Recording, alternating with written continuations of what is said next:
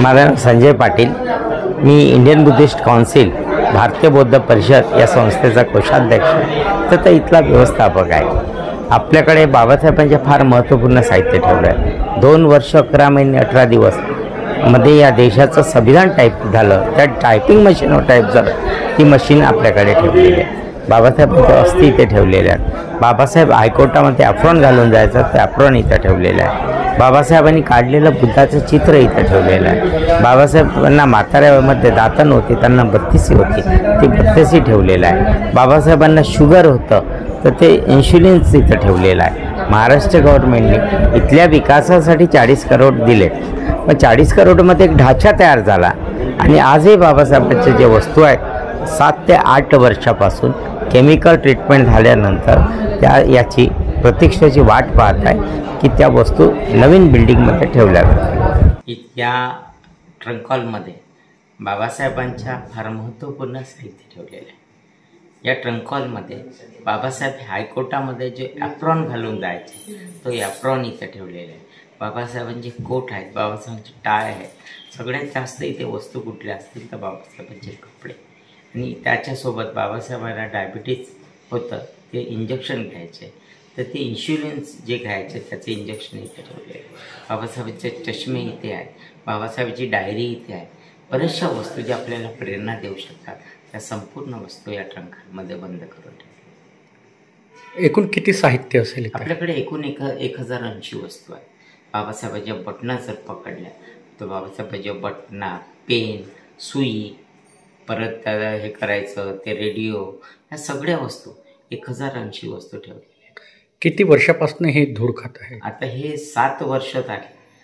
2011ला विदर्भ विकासमध्ये 40 करोडचा निधी दिला आणि 40 करोडच्या निधीमध्ये बाबासाहेबांचं एक ढाचा तयार झाला वस्तू संग्रहालयाचा, काही प्रशिक्षणार्थी बिल्डिंगा तयार झाल्या आणि आता मात्र केमिकल ट्रीटमेंट झाल्यानंतर आता 7 वर्ष झाले या पेटीमध्ये बंद आहेत आणि कदाचित अशीच अवस्था राहिली आणि शासनाने जर निधी दिला नाही तर या बाबासाहेबांच्या वस्तू पूर्वी ज्या होत्या तशाच वस्तू खराब व्हायला जास्त वेळ लागणार नाही, अन्यथा ह्या सगळ्या वस्तू कोणत्याही भावी पिढीला समोर पाहायला सुद्धा मिळणार नाही, ही शोकांतिका। काय मागणी आहे तुमची?